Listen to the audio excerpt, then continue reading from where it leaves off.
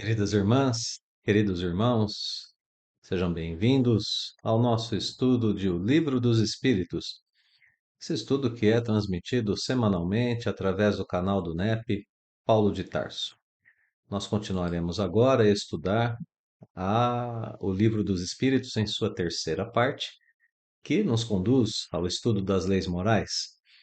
E ao mesmo tempo em que estudamos essas leis morais, podemos reconhecer a nossa consciência apontando para a legitimidade dessas leis morais. Ou seja, ao estudarmos as leis morais, estamos dentro desse processo no qual nós podemos reconhecer em nós a lei moral divina vigente. Por isso é um estudo tão importante. O Livro dos Espíritos causa em seus estudantes sinceros o despertar para muitas verdades da vida. Então vamos continuar. Continuaremos a estudar o capítulo 6. Estamos nos debruçando sobre a lei de destruição e hoje nós vamos estudar os itens que vão de 746 até 756. Essas questões compõem dois itens: o item assassínio e o item crueldade. Antes de iniciarmos, vamos à nossa prece inicial. Vamos então, nesse momento, buscar um instante de relaxamento para os nossos corpos, um instante de abertura para as nossas mentes, serenidade em nossos sentimentos. Vamos respirar com calma, para que possamos sentir a presença do Divino Amigo Jesus, que se faz através de nossos anjos da guarda, de nossos mentores espirituais. Amado Mestre, nós queremos, com muita sinceridade, agradecê-lo pelo momento do estudo e da reflexão. E gostaríamos, Senhor, que esse momento pudesse sedimentar em nós os aprendizados, os ensinamentos profundos da doutrina espírita que devem guiar nossa existência. E que assim, Senhor, possamos terminar esse estudo motivados, incentivados, com nossas forças renovadas para seguir no caminho do bem. Muito obrigado, amado Mestre, que assim seja. Então, meus amigos, nós estaremos estudando ainda a lei de destruição e eu gostaria de lembrar que no estudo anterior nós começamos a estudar o item guerras. Terminamos o estudo anterior com o item guerras. E esse item está sendo analisado dentro da lei de destruição. E ele trouxe para a gente a ideia de uma abertura de tema dentro da lei de destruição. Eu me refiro à seguinte situação. Nos dois itens primeiros aqui desse capítulo, destruição necessária, destruição abusiva e flagelos destruidores, nesses dois primeiros itens, nós tivemos uma ideia de que existem certos tipos de destruição no planeta Terra que são causadas por forças naturais. São tempestades, inundações e assim por diante. Terremotos, vulcões, são próprios da natureza do nosso planeta e são assim porque estão em plena comunhão com o planejamento divino para o nosso planeta. Então, desse ponto de vista, a destruição é uma lei natural que vige na natureza do próprio planeta. Mas no item guerras, nós começamos a observar que existe um certo tipo de destruição que nós podemos abordar como um componente da lei de destruição, que é o tipo de destruição causada pela força humana, pela presença do homem. Então, no item guerras, nós vimos que existem flagelos causados pelo próprio ser humano. E ainda no item guerras, nós pudemos observar que se há ação humana trabalhando, ao mesmo tempo em que sim, é ação humana trabalhando, ela acontece por causa da própria natureza humana que na qual, né, melhor dizendo, prevalecem as coisas primitivas, a natureza animal, sobre a natureza espiritual. Então é uma questão de um momento de progresso do ser humano. E nós vimos na questão 744 que a providência divina permitiu que houvesse guerra, mas permitiu porque tem dois objetivos com a vinda da guerra: o progresso, que acontece, tanto o intelectual quanto o progresso moral, diante da observação de um quadro de guerra. Se desenvolvem sim tecnologias, né, por causa da guerra, e se desenvolve também o senso moral humano, percebendo os efeitos da guerra, como nós abordávamos no estudo anterior. E depois, obviamente, a necessidade da reconstrução daquilo que foi destruído através da guerra. Então, esse é o primeiro objetivo, o progresso. O segundo objetivo, a liberdade. Muitas vezes se faz guerra porque um povo tenta aprisionar o outro. E é preciso que haja liberdade nesse sentido e a liberdade também do uso do livre-arbítrio humano em fazer ou não fazer a guerra. Então, veja, são conceitos amplos e que merecem, né, ali uma análise com bastante reflexão sobre aquilo que está sendo colocado na questão 744. Mas eu evoquei essa questão para a gente poder pensar no seguinte: ainda na guerra, há um certo tipo de necessidade, há um certo tipo de ação humana que tenha uma ressonância com objetivos nobres, com objetivos profundos para o progresso da humanidade. Embora, claro, a guerra é deplorável, nada desejável. Seria muito melhor que não houvesse, né? Não é que Deus tenha programado a guerra é uma consequência da própria natureza da própria natureza humana, que às vezes cede ao instinto de destruição. Nesse sentido de povos lutando contra povos. E agora a gente tem aqui um quadro no qual a ação humana começa a destruir e a gente vai para o item assassínio. E a gente começa a notar que quanto mais a gente vai encaminhando para o final deste capítulo, a ação humana vai ficando cada vez mais distante da lei divina, que em seu seio tem alguma coisa para a lei de destruição, tem a lei de destruição ali dentro da lei divina, mas que quanto mais a gente vai aprofundando esse capítulo, mais o homem vai se afastando daquilo que a lei divina coloca como sendo uma lei de destruição necessária. Então a gente tem a lei de destruição necessária natural, flagelos destruidores do nosso ambiente. Depois as guerras já são por uma falta de progresso do senso moral humano. O assassínio, então, como a gente vai ver, demarca isso com mais força. E então depois nós temos crueldade, duelo e pena de morte, mostrando que quanto mais a gente parte, né, para o final do capítulo, mais a gente vai estudando a lei de destruição no seu aspecto de afastamento entre a vontade do homem, o livre-arbítrio, né, do ser humano, o livre-arbítrio do espírito e a vontade divina. A gente vai percebendo que há esse afastamento, né? Existe a possibilidade da lei de destruição dessa forma que o homem está fazendo, assassínio, crueldade, duelo. Sim, existe a possibilidade, mas quanto mais nós vamos por esse caminho, mais existe o afastamento entre o livre-arbítrio e a lei divina. Então é essa, a gente vai vendo essa dinâmica no capítulo, né?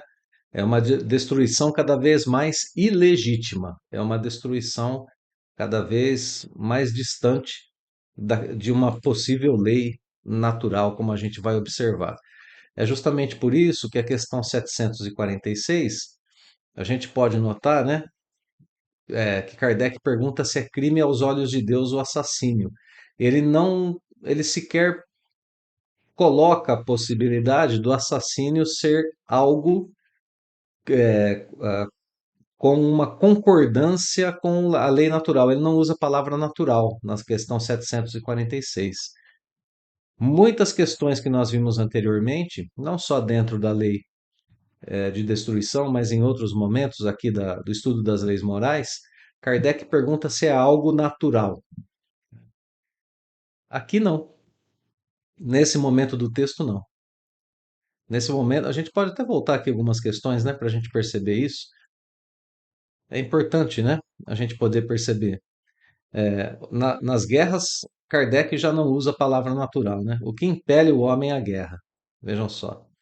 Mas lá em itens anteriores, como por exemplo o começo do nosso texto, a gente vai encontrar a ideia de que a destruição seria uma lei da natureza. Em outros momentos também do texto, nós encontraremos essa ideia do texto geral, né, aqui da terceira parte, a ideia de relacionar o tema estudado com uma lei natural. Aqui, quando a gente começa o item assassínio, não. Aqui não há essa tentativa. Aqui o assassínio é relacionado a um crime. Já há uma divergência, há um desvio da lei de Deus, né, da lei de destruição. E vale a pena voltar também, né? No item guerra também já acontece isso, guerras. O que impele o homem à guerra? Kardec não pergunta se a guerra é algo da natureza, né? Então, cada vez a gente vai se afastando mais de algo natural quando a gente entra no item guerras, no item assassínio. O que move os homens à guerra? O assassínio é crime. Vejam, né? Está cada vez mais ilegítima a ação humana diante dessas questões. E a pergunta que Kardec coloca aqui é uma boa pergunta, né? Porque a gente poderia pensar, mas não é um tanto óbvio que o que é crime, o assassinato? Sim, para nós é, mas a pergunta é legítima porque, por exemplo, lá no item flagelos naturais, nós tivemos a informação de que esses flagelos naturais acabam por exterminar os corpos e o espírito continua vivo. E aí essa mesma ideia poderia ressoar para a ação humana, né? Ué, mas se um flagelo natural que tem como consequências, né, dor, perdas, necessidade de reconstrução e assim por diante, e o livro dos Espíritos ensina que nós damos esse nome de flagelo porque nós vemos apenas a destruição material, não vemos as consequências do flagelo natural, que muitas vezes causa boas mudanças para o homem e para o planeta, né? Se a gente vê assim, e o item diz, olha, não se preocupe muito, são só corpos que foram destruídos, o espírito permanece vivo. A gente poderia talvez tentar transmitir essa ideia para a questão do assassinato, né? Olha, houve ali uma divergência entre duas pessoas, uma matou a outra, mas diante da lei de Deus não é tão grave, não, né? É porque eliminou-se apenas o corpo, né? Depois esses espíritos se acertam mais adiante no seu progresso espiritual, né? Poderia haver esse tipo de ideia, né? Que é imediatamente rechaçada, né? Na resposta. Não, não tem esse tipo de ideia. Não é uma boa ideia, não é um bom pensamento. Aos olhos de Deus, o assassinato não é apenas crime, é um grande crime. É um grande crime. Porque ele corta o fio de uma existência que poderia ser de expiação ou de missão. Tira uma oportunidade, corta o fio de uma existência de expiação ou missão. Não dá oportunidade de um espírito continuar a sua experiência terrena. E é aí que está o mal. Tirar a vida de um semelhante é uma intervenção indébita na lei de Deus. Certamente, se é um grande crime, vai causar alguns resultados ruins para quem o cometeu no futuro, né? Bom, então a partir daí, se é um crime, crime aqui, né? Uma palavra que está diretamente ligada ao conceito de lei. Toda vez que a gente transgride uma lei, a gente comete um crime. Olha só, né? Então, é um grande crime. Estamos falando sobre leis morais, leis divinas, não é? Então, sendo assim, e o grau de culpabilidade para os assassinos? É sempre o mesmo grau? Uma vez que se exterminou a vida física de uma outra pessoa, de qualquer forma ou em qualquer situação, eu sempre tenho o mesmo grau de culpa? Não, né? A resposta diz que não. Deus julga mais pela intenção do que pelo fato. Mais pela intenção do que pelo fato. A nossa lei terrena trata essas questões dessa mesma forma. Nós temos, diante da lei terrena, diversos atenuantes, diversos agravantes para a situação de assassinato. Deus, em sua infinita justiça, julga da mesma forma. E para Deus, o que vale mais é a intenção do que o ato. Qual foi a intenção quando aquela pessoa cometeu o assassinato? Então, é, isso significa que o grau de responsabilidade varia conforme o propósito que animou o autor do ato infeliz. A gente precisa considerar que muitos assassínios nascem da ignorância e do desespero. Outros nascem da cobiça, da inveja e da vaidade. E outros nascem de momentos emocionais de instabilidade da pessoa. A pessoa está emocionalmente instável, ela está sensível, ela não está no pleno poder de suas faculdades emocionais e racionais, e diante de um certo evento ela não suporta e acaba por atacar uma pessoa, e isso resulta na morte dessa pessoa atacada. Então, nós temos atenuantes, né? O uso de medicamentos e assim por diante. Diversas situações que são levadas em consideração diante desses tipos de crime, que são crimes já para a nossa sociedade, né? Imagine para a lei de Deus. E por que é crime? Retomamos a questão número 746. Por que tira a possibilidade do cumprimento de uma expiação ou de uma missão? Por nossa vontade, por vontade do agressor, nós agimos contra a vontade de Deus. A vontade de Deus é de que aquele espírito continue encarnado. E por nossa vontade, por uso do nosso livre-arbítrio, nós retiramos aquele espírito dessa condição, o que é uma coisa muito grave, né? Seguindo o texto, ainda analisando o grau de culpa, né? O grau de responsabilidade.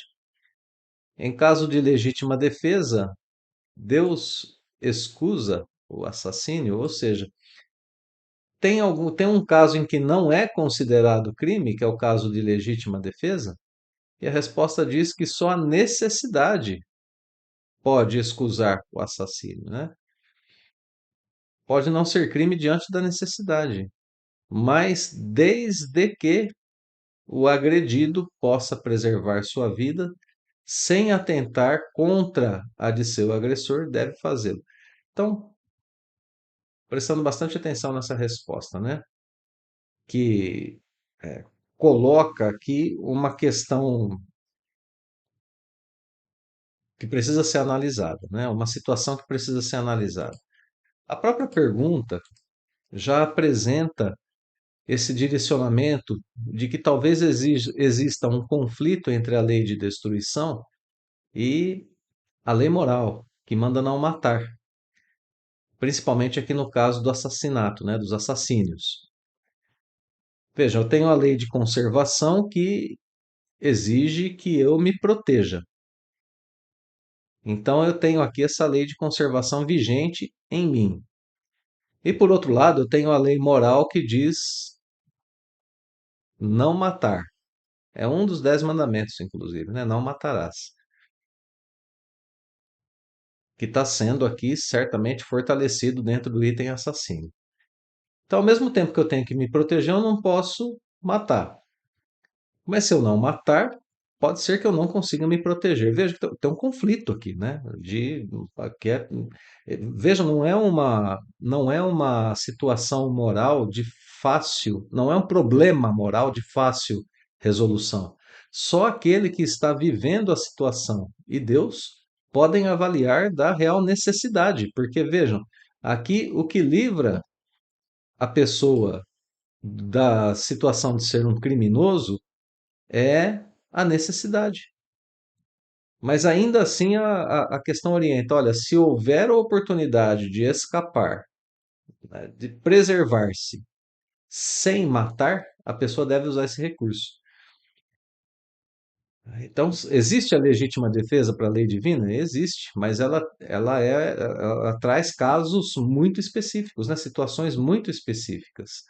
Se for possível preservar a vida própria sem atentar contra a vida do agressor, é isso que a gente deve procurar. Então, é, permanece o princípio aqui de que a vida pertence a Deus e o direito de viver é o primeiro de todos os direitos naturais, como a gente já viu anteriormente, né? O direito de estar encarnado é o primeiro de todos os direitos naturais de um espírito encarnado. E a gente não deve atentar contra ele. Então, novamente, tudo se volta à questão da intenção, né? Talvez pode ser que aquela pessoa tenha usado de um primeiro ímpeto violento do agressor para matá-lo, como a gente sabe que acontece muitas vezes. Olha, ele me agrediu primeiro. Então a pessoa usa de uma força que ela tem, de um poder que ela tem, para matar aquela pessoa que já era um desafeto. Então isso não é legítima defesa, né? A legítima defesa só se configura quando realmente não é possível fugir do agressor sem matá-lo. É uma questão, né, que envolve que envolve situações muito específicas aqui na Terra. Segue o texto. Ainda falando sobre a responsabilidade, né, sobre a ação humana diante do assassínio. Somos responsáveis pelos assassínios praticados durante a guerra? E olha como vem a resposta, meus amigos. Não, apenas quando constrangido pela força. Então, aquela ideia que a gente pôs no começo, né, é, do nosso estudo de hoje, dizendo: olha, a guerra ainda decorre da natureza coletiva humana. Então, é isso que quer dizer constrangido pela força. Constrangido pela força da natureza coletiva humana, constrangido pela força que existe uma coletividade, um exército inimigo te atacando. Você tem pessoas atirando em você, querendo te destruir. Então, você está sendo constrangido à violência. Se você não trabalhar ali, se você não responder, você não está atendendo à própria lei de preservação, né? A lei de preservação que está dentro de nós, a lei de conservação. Então, tem culpa durante a guerra? Não. Se ele está sendo constrangido pela força a atirar em seu inimigo, ele não é culpado. Então vejam, né, que sempre depende da situação e sempre depende daquilo que está sendo apresentado como o móvel da ação, o móvel da guerra. Olha só, é culpado das crueldades que cometa durante a guerra. Tá? Tem mais uma coisa interessante: é levado em conta o sentimento de humanidade com o qual proceda. Então, nós temos aqui nessa resposta, que é uma resposta muito profunda, né? A situação, a intenção e mesmo o sentimento daquele que está em condição de combate numa guerra, em situação de combate numa guerra. No tumulto das guerras, o soldado não é culpado pelos assassínios que pratica quando constrangido pela força, mas é plenamente responsável pelas crueldades que cometa, movido pela sua inteligência e pelo seu sentimento. Então, notem que existe alguma coisa na guerra que escusa o soldado de matar um outro soldado. Por isso dizíamos, né, o ambiente de guerra é um ambiente no qual a providência divina entende que a lei de destruição é uma lei de destruição que está ocorrendo pela falta de progresso e pela situação própria de um planeta que ainda busca, ou de espíritos que ainda buscam pela liberdade e pelo progresso, que acabaram em uma situação de guerra por talvez até mesmo falta de recursos, falta de outros recursos, né, espirituais para evitá-la. Agora, na situação do assassínio, não acontece assim. Na situação do assassínio, já é mesmo um desvio, um grande crime com relação à lei divina, mesmo se tratando a respeito de lei de destruição. Agora, as duas últimas questões aqui do item, né? Assassínio, vão colocar o assassínio ainda mais próximo a análise, né, sobre o assassínio ainda mais próxima da pessoa que o comete, porque vai falar sobre parricídio ou infanticídio, ainda analisando o grau de culpa, né, qual dos dois é mais condenável, parricídio, ou assassínio de pais ou de parentes, ou o infanticídio de crianças, né? Qual dos dois é mais condenável aos olhos de Deus? Os dois são igualmente condenáveis, porque todo crime é um crime. Qual dos dois é pior? Nenhum dos dois é pior, os dois são assassinato. Os dois são movidos pela vontade de exterminar o próximo, não importa se é um parente, se é uma criança, se é uma outra pessoa. Não tem assassínio pior. Está se tirando a possibilidade da pessoa continuar a viver. É um crime gravíssimo. Então, olha só, sempre configura assassinato e sempre tem o mesmo grau de culpa. E aqui, portanto, os laços corpóreos não agravam o crime aos olhos de Deus, e também a situação de fragilidade da criança também não, não pioram ou não melhoram a situação do agressor, né? E notemos que aqui não é falta de sensibilidade na resposta.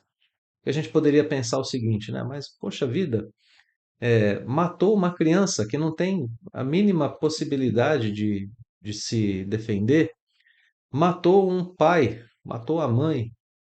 Poxa vida, que falta de consideração, de progresso moral se exterminar uma pessoa próxima, alguém que lhe deu a vida, né? Então, a gente precisa entender o contexto da questão. Kardec está justamente perguntando se existem graus em que a providência divina condene mais ou menos o assassínio, em geral. E a resposta conduz para o seguinte pensamento: ele está proibido em qualquer grau, né? Não vamos pensar nos graus de fragilidade, nos graus de parentesco, não vamos nem analisar isso. Ele está proibido e é crime grave em qualquer situação. É esse o contexto da resposta da pergunta, né? Não é que nós não devamos nos sensibilizar quando alguém comete um crime em relação a uma criança que tem ali toda uma questão de fragilidade, ou um idoso, poderíamos pensar, né? Que tem uma situação de fragilidade diante de um agressor. Não é que a gente não deva se sensibilizar, a gente deve sim, são crimes graves, né? São situações em que uma pessoa se aproveita da fragilidade do outro para cometer um crime grave.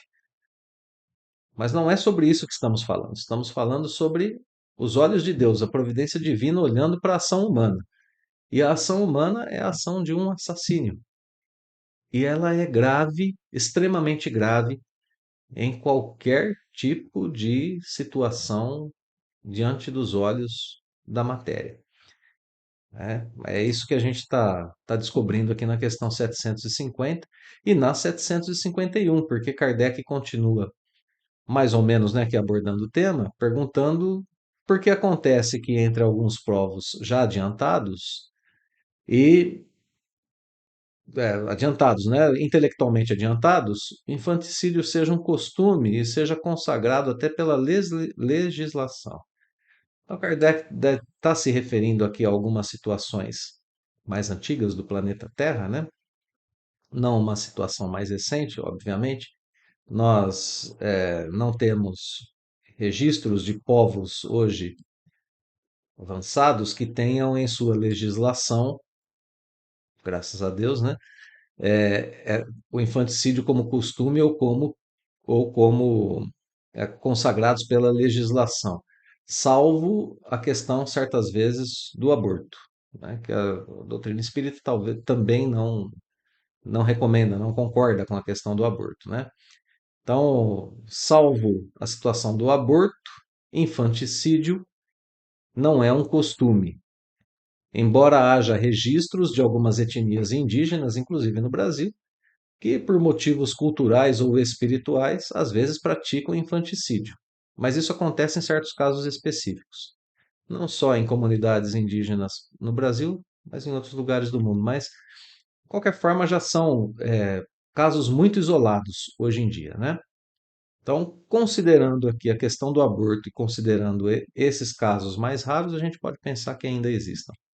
Mas não entre povos já intelectualmente mais adiantados, né? Então, só para a gente poder analisar um pouco aqui a pergunta de Kardec, né? Porque a questão de Kardec é a seguinte: esse povo tem avanço intelectual para discernir, tem leis, mas mata crianças como costume e legitimando a prática através de suas próprias leis, né? Por que isso acontece? A resposta diz que inteligência não significa avanço moral. Desenvolvimento intelectual não implica necessidade do bem. Um espírito pode ser superior em inteligência, mas pode ser mau. Isso se dá com aquele que muito tem vivido sem se melhorar, apenas sabe. Sabe, tem saber, né? Mas não tem condição de viver uma vida moral. Bem, meus amigos, nós temos no livro Pensamento e Vida do Espírito Emmanuel um capítulo que tem o título Corpo. E ali, neste capítulo, Emmanuel explica para a gente que desde a vida embrionária, o corpo, né, recebe impressões do espírito que vai plasmando no corpo alguns reflexos que são próprios do patrimônio espiritual daquele espírito. Esse direcionamento, essa informação de Emmanuel, nos leva a pensar o quanto é sagrado um corpo, quanto é sagrada uma reencarnação, porque o corpo é o reflexo e é ao mesmo tempo o instrumento, a escola em que o espírito vive para o seu processo educacional. Então, imaginemos que o espírito que é equilibrado e que traz a necessidade de certas experiências tem um certo tipo de corpo.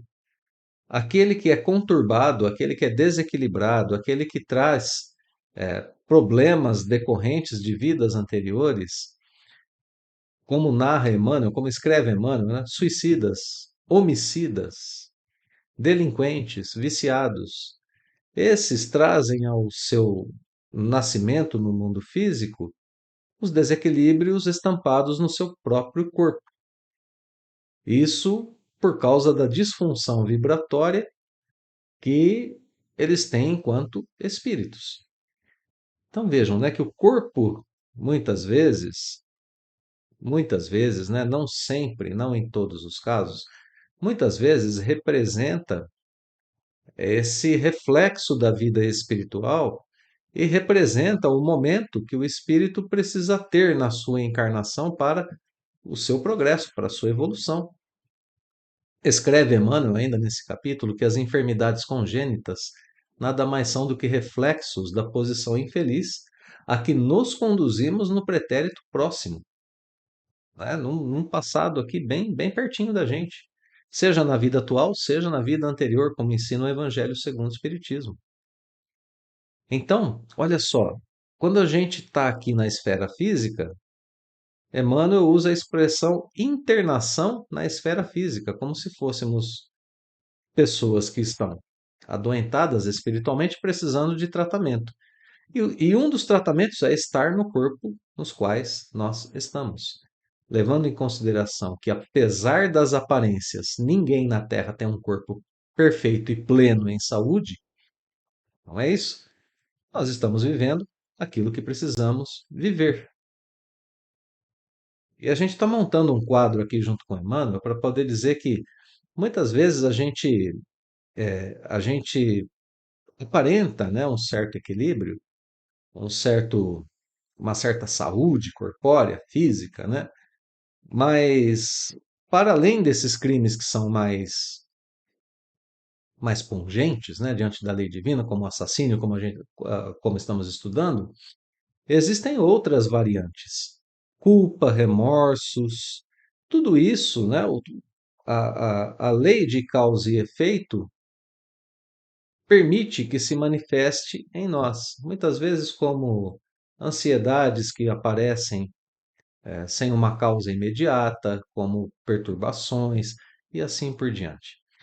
Por que que a gente está montando todo esse quadro mesmo? Para poder dizer o seguinte, né? Nós temos programas reencarnatórios que são traçados para a nossa vida. E às vezes chega algum momento em que parece que a nossa vida está plena de prosperidade material, como comenta Emmanuel, inclusive, e a gente começa a ser visitado por estranhas provações, desastres do corpo físico, e assim por diante, né? As dificuldades começam a aparecer, a gente não sabe nem de onde, mas são o quadro montado para uma encarnação. E de novo, né? Estamos montando esse quadro para poder dizer, toda vez que acontece um assassinato, um ser humano privando o outro da sua vida corpórea, ele está interrompendo esse processo. Ele está interrompendo o processo de educação espiritual do outro. O Evangelho, segundo o Espiritismo, o Evangelho do Cristo, reforçam que ninguém tem o direito de atentar contra a vida de seu semelhante, lá desde a primeira revelação, desde os 10 mandamentos. Não matarás. Condena, inclusive, Jesus, né, através da sua presença na terra e de seus ensinamentos, condena qualquer tipo de violência. Qualquer tipo de violência. No momento em que era preso, Jesus pede para Pedro guardar sua espada, já alertando Pedro sobre a lei de causa e efeito, né? Quem vive pela espada, perece pela espada. Violência não é não é solução para qualquer situação ou para qualquer tipo de ofensa, nem resposta para violência, né? Nos nossos dias, na atualidade, essa lição se estende à condenação de qualquer forma de extermínio. A justiça divina atuará sobre a pessoa que age desse jeito. Então a gente precisa ter essa visão ampla, abrangente e não apenas uma visão material. Exterminou-se apenas o corpo. Não. Nós estamos atentando contra o planejamento divino para aquela pessoa. Isso é muito sério. Muito sério. Bem, vamos ao segundo item de hoje, o item crueldade. Vamos lá. Questão 742, ressoando aqui um pouquinho, né, a questão 749, né? O homem é culpado da crueldade, mesmo no ambiente de guerra, que tem um tipo, né, ali de proximidade um pouco maior com a lei de destruição, né? Então, a gente já entra no item crueldade sabendo que ela também é um desvio grave da lei divina, né? E a primeira pergunta, 752, pergunta se é possível relacionar o sentimento de crueldade com o instinto de destruição. Existe relação entre os dois? O homem tem um certo instinto de destruição. Vejam, de novo, né? Não é lei de destruição aqui, é um instinto, né, que o homem tem de destruição, que o leva muitas vezes à guerra ou ao assassínio. A crueldade tem ligação, tem relação com ele? Tem, é o instinto de destruição naquilo que ele tem de pior. É o instinto de destruição cru, é sem tratamento moral nenhum, né? É, algumas vezes a destruição é necessária, mas a crueldade nunca é necessária. Resulta sempre de uma natureza má. E daqui a pouquinho a gente vai falar sobre essa natureza má, porque ela precisa ser bem entendida aqui.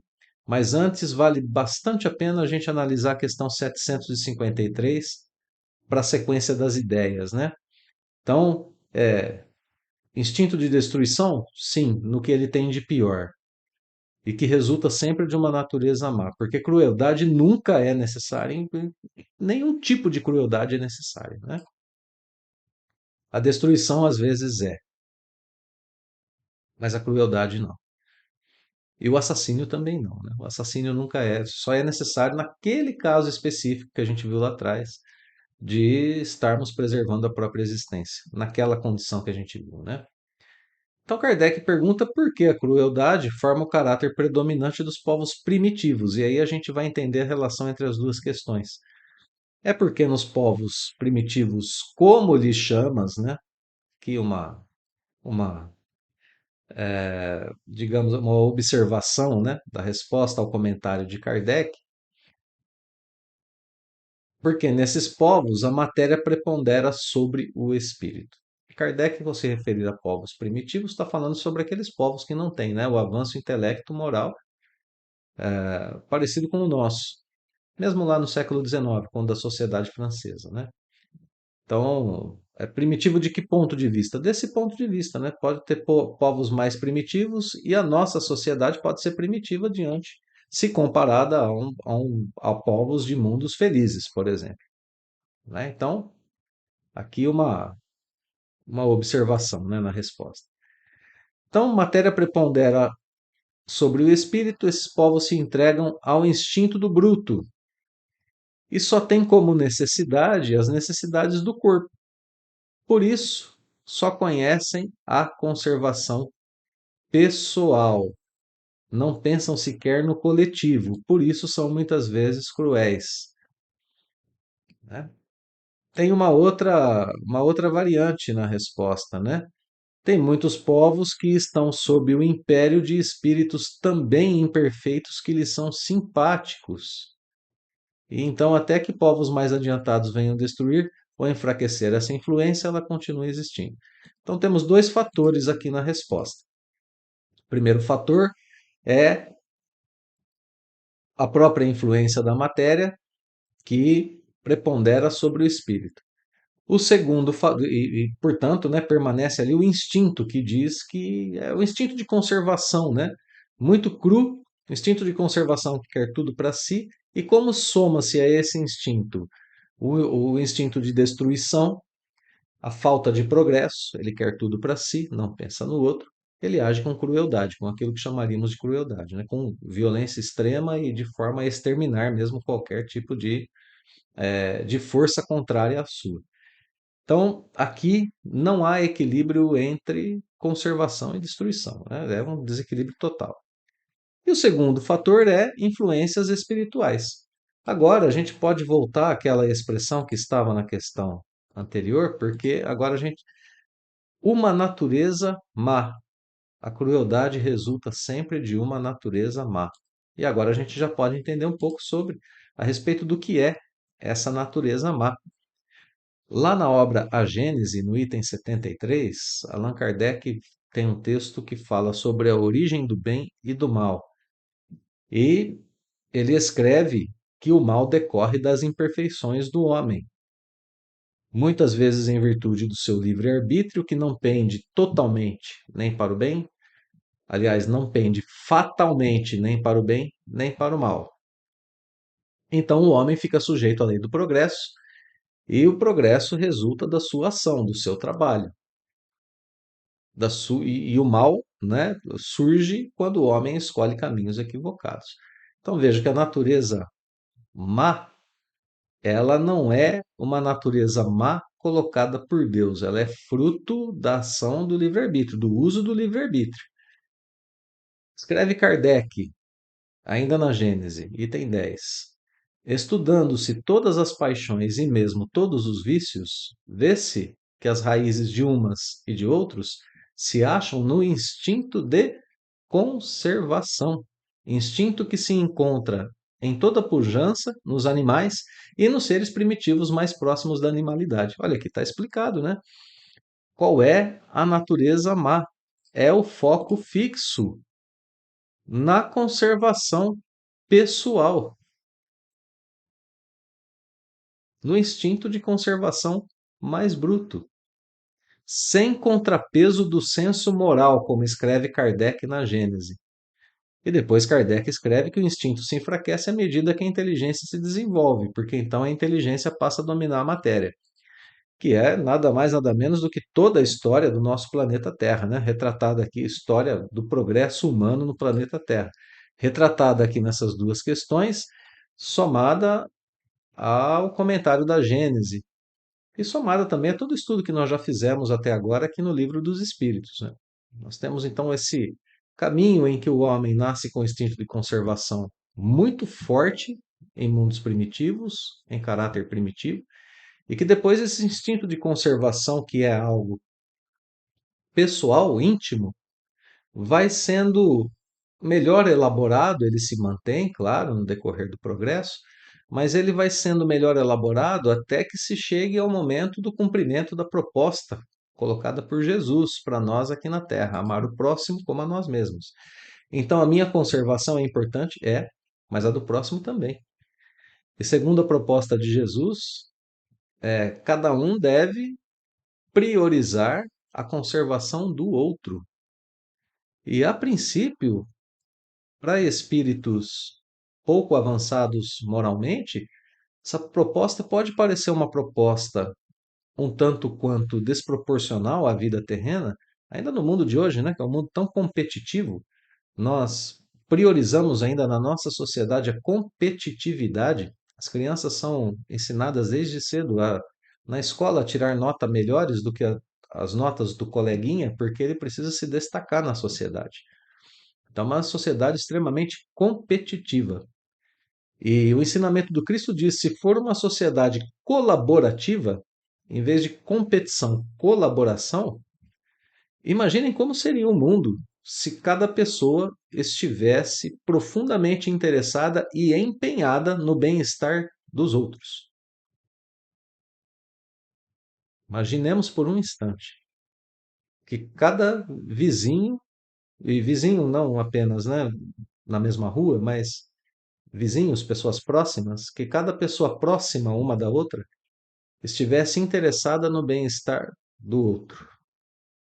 Poderíamos ainda ter quadros de pessoas que escolheram ou que chegaram a uma situação de viver nas ruas, mas elas estariam muito melhor amparadas. Os quadros de miséria na Terra certamente desapareceriam, porque nós temos condições de abrigar, de alimentar a todos, de dar uma vida minimamente digna a todos os habitantes da Terra, embora sejamos hoje 8 bilhões, né, de espíritos encarnados, por volta desse número. Porque um estaria mais interessado no bem-estar do outro do que no próprio. Então, esse é o instinto de conservação sublimado, existente ainda, mas sublimado, porque ele entende a coletividade, porque entende e compreende a coletividade. Se todos estiverem bem, não há risco, não há risco para ninguém. Se todos estiverem bem, todos estão protegidos uns pelos outros. Eu não tenho o que temer. E é uma vida muito melhor, com muito menos insegurança, com muito menos ansiedade. Existe possibilidade para todos. Então, é importante percebermos, né, que o progresso vai trazendo essa situação. Muito bem, meus amigos, vamos às perguntas finais. Então, Kardec pergunta que as duas próximas questões são questões importantíssimas, porque na 754, Kardec pergunta: então, se a crueldade não deriva da carência do senso moral? E a resposta diz o seguinte, porque nos dá essa impressão, né? A falta senso moral, da falta de desenvolvimento do senso moral. Porque o senso moral sempre está lá, sempre está como princípio em todos os homens, desde os mundos primitivos até onde a gente quiser imaginar. Sempre está lá o senso moral, né? fará de seres cruéis bons seres humanos. Esse é o senso moral fará, né, de seres cruéis hoje e no futuro bons seres humanos. Existe no selvagem como princípio do perfume no germe da flor que ainda não desabrochou. Bela imagem, né? Está lá no homem selvagem como fosse o princípio do perfume que existirá na flor que ainda não desabrochou. Kardec comenta dizendo que em estado rudimentar ou latente, todas as faculdades existem no homem, que depois se desenvolvem, como a gente está comentando aqui aos poucos, né? Então, o detalhe da questão 754 é esse. Não é carência, não é falta de senso moral, é falta de desenvolvimento do senso moral. O senso moral existe em todos. Por isso a gente não extermina a vida, porque ela está em processo de desenvolvimento do senso moral, da intelectualidade, de tudo que é faculdade dos espíritos, né? Faculdades que todos temos. E a questão 755, né? Kardec completa a linha de raciocínio perguntando por que, né, que no seio das mais adiantadas civilizações, às vezes se encontram seres tão cruéis quanto os selvagens. São os nossos noticiários ainda de hoje, né? Nós temos já um avanço moral, intelectual, qual permite que nós convivamos em certa harmonia na nossa sociedade, mas nós vemos aí nos noticiários pessoas que praticam atos de grande crueldade. Nem vamos nos referir, né? Mas todos nós temos em nossas lembranças aí alguns atos dessa natureza, né? Por que acontece isso, diz Kardec? Pergunta Kardec, né? Porque do mesmo modo que numa árvore carregada de bons frutos, nós podemos encontrar frutos ruins, verdadeiros abortos, né? Frutos que não são bons. São selvagens que da civilização só tem o exterior. Lobos extraviados em meio a cordeiros. Espíritos de ordem inferior. Até aqui na resposta é o que eles são, né? E aqui o porquê isso acontece. Espíritos de ordem inferior e muito atrasados podem encarnar entre homens adiantados, na esperança de também se adiantarem, mas desde que a prova é por demais pesada, predomina a natureza primitiva. Então, aqui o real motivo. Em civilizações mais avançadas, Deus permite que encarnem espíritos menos avançados e a gente pode ousar tentar completar a resposta do livro dos espíritos colocando mais uma razão para que isso aconteça. A primeira razão, né, é justamente para o adiantamento desses espíritos inferiores que observam uma sociedade que vive em harmonia, que vive em paz, que vive sem a crueldade. O instrumento de crueldade é ele. E aqui surge o segundo motivo que a gente ousa completar a questão do livro dos Espíritos. Porque sendo ele agente de crueldade, se torna também, de certa forma, agente de progresso para os demais, que já não são cruéis daquela forma, e que ao observarem a crueldade vão sentindo cada vez mais necessidade de se afastar dela. Então aqui uma dupla, é, um duplo efeito, né?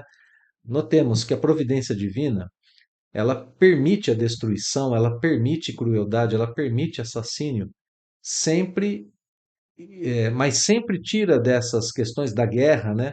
Sempre tira dessas questões o progresso, o bem-estar, o bem no futuro. Os flagelos destruidores, a grande ideia aqui da lei de destruição é essa. A providência divina permite que haja lei de destruição, permite que haja guerra para liberdade e progresso. Permite que aconteça o assassínio, porque através do assassínio, aquele que cometeu o ato vai viver a lei de causa e efeito. Viverá as consequências da lei de causa e efeito. Isso vai causar para ele aprendizado. Permite a crueldade, porque esse espírito que pratica a crueldade tomará consciência dela, precisará se readequar às leis divinas, porque aqueles que observam a crueldade, certamente fortalecem em si o sentimento contrário a ela. Então, essa é a ideia por detrás da lei de destruição.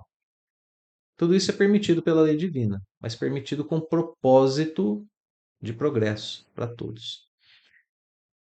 Então vamos lá, amigos, vamos para a última questão de hoje, 756. A sociedade dos homens de bem se verá algum dia expurgada ou livre, né, dos seres malfazejos? Um dia não teremos mais assassinos, não teremos mais pessoas cruéis, né? Não teremos mais aqueles que são movidos às guerras? Resposta: a humanidade progride. Esses homens em quem o instinto do mal domina e que se acham deslocados entre pessoas de bem desaparecerão gradualmente, como o mau grão se separa do bom, quando este é joeirado, mas desaparecerão para renascer sobre outros invólucros. Né? Desaparecem de uma sociedade, nascem em outra, mais apta a recebê-los. Como então terão mais experiência, compreenderão melhor o bem e o mal. Tens disso um exemplo nas plantas e nos animais que o homem ha conseguido aperfeiçoar, desenvolvendo neles qualidades novas. Pois bem, só ao cabo de muitas gerações o desenvolvimento se torna completo. É a imagem das diversas existências do homem.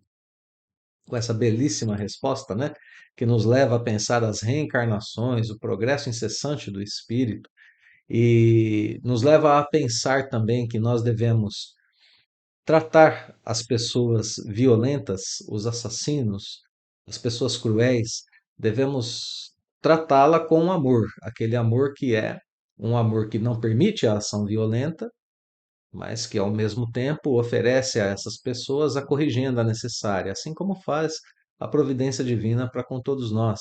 Porque a justiça de Deus, meus amigos, não é castigo, não é uma justiça de castigo, é uma justiça de oportunidade, é uma justiça de renovação, de progresso, de equilíbrio.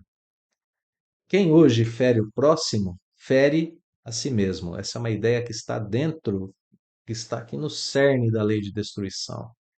Quem ajuda ao próximo, ajuda a si mesmo, como nós refletíamos agora há pouco, né? Na proposta do Cristo de pensar antes no outro.